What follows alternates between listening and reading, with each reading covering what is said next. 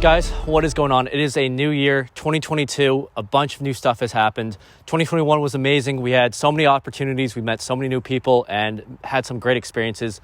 I'm here out right now on my private little range thing that we have going on. My friend is here over for the weekend. Super excited to have him. He actually is helping me with this video right now. We got him behind the camera. So today we're going to be talking a little bit about my fighting rifle for 2022. We're basically just going to go through what I'm running for this gun, the type of attachments that I have, and what's inside of it internally. So we're gonna get into it real quick. As you guys can see behind me, this is my rifle, and you've seen me promote this on Instagram as well as TikTok a lot, but I haven't really gone into full detail as to how long it sort of took to put together and what sort of goes into this gun. So as you can see, this is the Daniel Defense M4A1 Block 2 build that I've been putting together for the past year and a half now, as about maybe just a year. But this gun is basically what I like to call a Frankenstein build, right? So the lower is actually a KAC lower by EMG and Knights Armament. It was a collaborative build from with an SR16 E3 Mud 2. You guys have seen this in my older videos from about a year ago when I first started creating content. This is one of my first guns that I ever had, and this thing is run like a beast. I've had no problems with it internally in terms of wiring or the motor or anything like that, but I have changed some stuff out. So moving up to the upper, this is obviously the classic. You've seen this in all the video games and all the movies. Daniel Defense M4A1 RAS2 rail. These things are super famous, and they're known from Call of Duty, Insurgency, that kind of stuff, for the rail bolts that you see on the side. And I put a bunch of attachments on this thing, and in terms of weight, it's really not that hefty. It looks a little bit heavy, but, it really runs really well, and I do enjoy it. So, first off, before I get into this, I want to go through a couple disclaimers. For all the parts that I have on this gun and where I purchased them from, Amazon, Evic, Airsoft GI, all that kind of stuff, I have no personal connection with any of these companies. This is all bought with my personal money. I don't have sponsorships with any of these companies. So, as you guys know, I like to try to be as honest as I can in terms of products and the type of stuff that I run. I don't like to promote anything that I don't really believe in. So enough rambling, let's get into this gun. So if we move to the rear of the rifle, you'll see that this is a real steel Magpul fixed carbine stock. And again, going back to me not promoting anything that I don't firmly believe in, I don't run anything on my gun that I don't have full confidence that's going to run how it's supposed to run, right? So this fixed carbine stock, I actually got off Amazon instead of Magpul website because I feel like you can get a little bit of a lower price. This is the KH1LX50. I'll have all of this in my gear list linked in the description. So with this stock, it does have a little bit of movement, and that's simply, unfortunately, because of Amazon and Magpul. I believe they might have packaged this stock incorrectly. It doesn't have a securing bolt to it, so I basically just did the all-time, what every airsofter basically does is take a zip tie, and I just zip tied it through to the end of the stock, and it's secured on the rifle.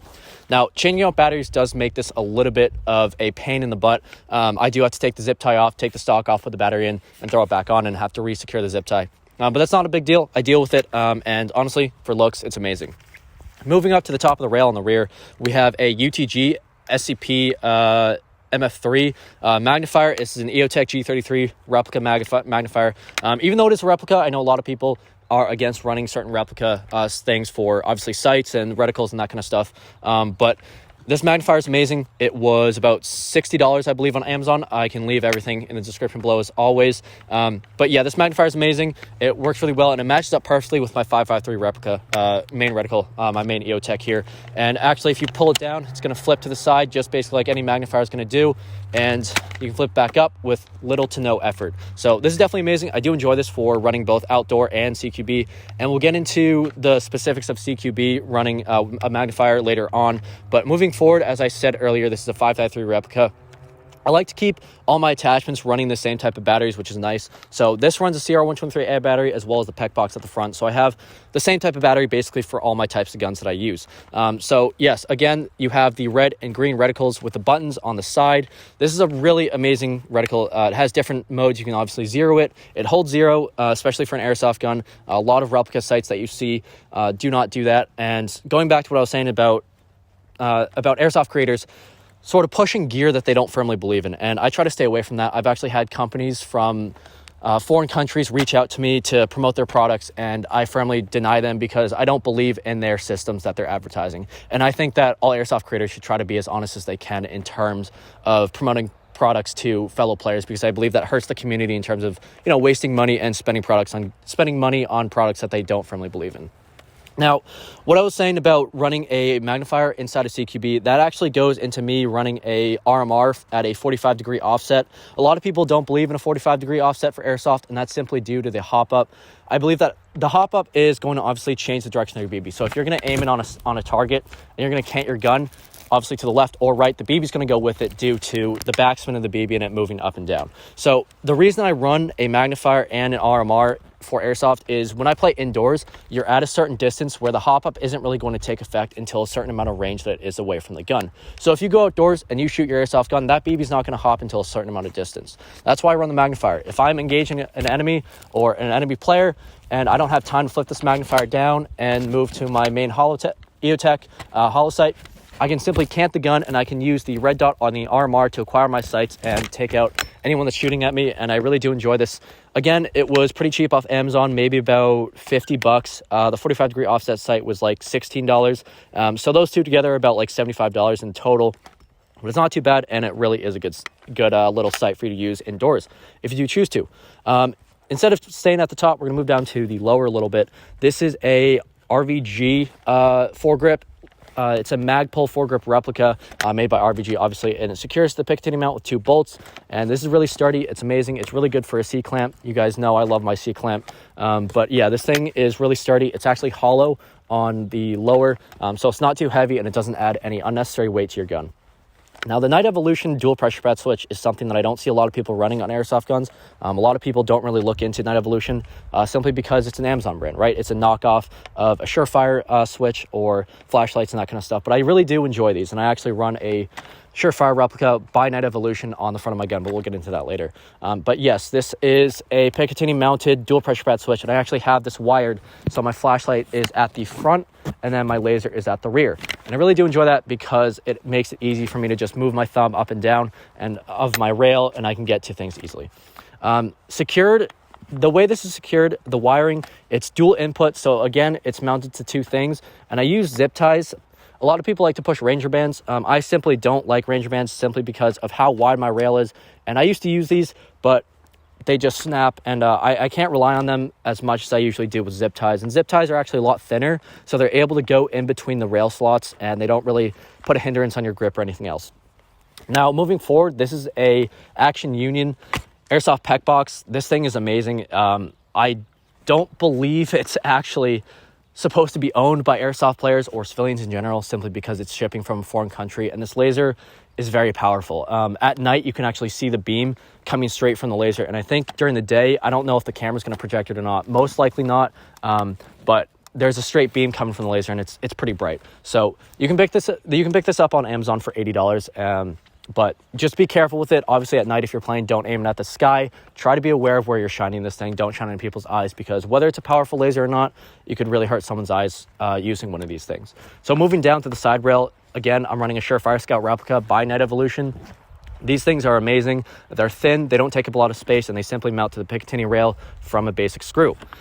In terms of muzzle devices, I like to run a couple different things, and that's simply because of barrel length, right? So if I'm running CQB, I like to just put a simple flash hider on. This is really good just to sort of shorten down your rifle. If I'm running outdoors and I want to sort of lengthen out my gun a little bit and I want to get the extra little soft mod look to it, I'll run a couple things. So I'm going to put my rifle down here real quick.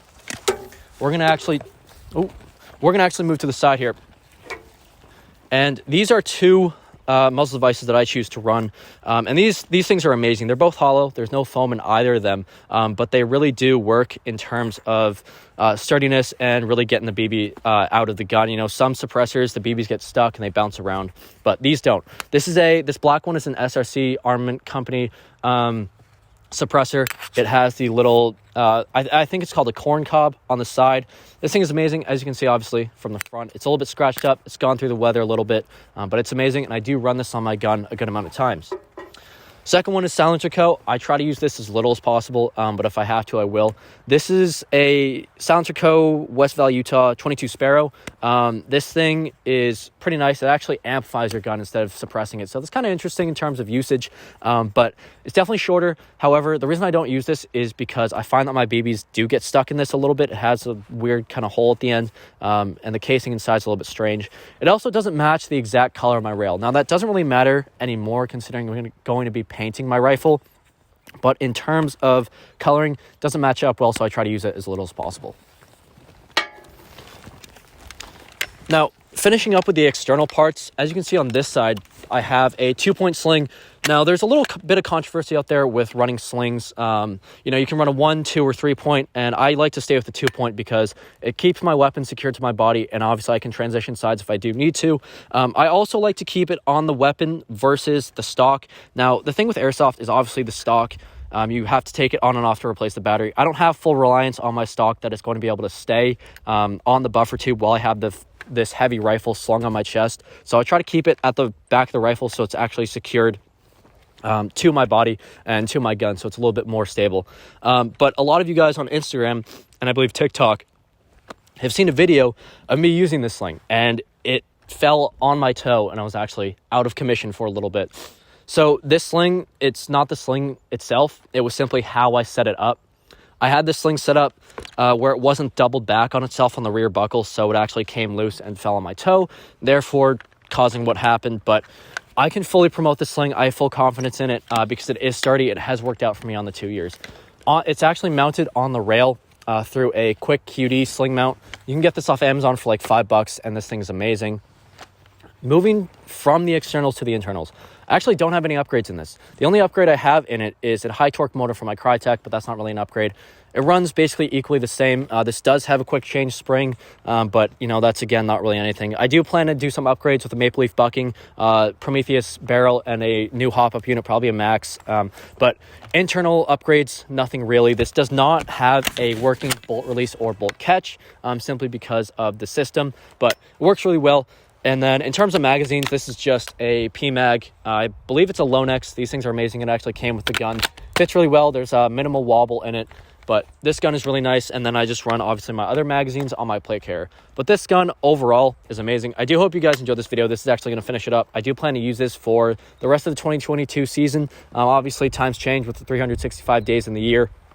But this works out really well, and I do enjoy this rifle, and I do plan to use it this weekend at Advanced Action Sports indoors on the 1st of January. By the time you guys see this, it probably will be the 2nd or 3rd of January, so I'll already be there. But be on the lookout for some new gameplays with this rifle, as well as Advanced Action Sports. They have a new indoor location, so if you guys are in the Massachusetts or New England area and you want to get into Airsoft indoors, check out West Warwick, Rhode Island. Advanced Action Sports, new indoor location. Going to be going there, getting some footage for them, and it's going to be amazing. So, again, that's going to wrap up the video. I do hope you guys enjoy, and I'll see you on the field.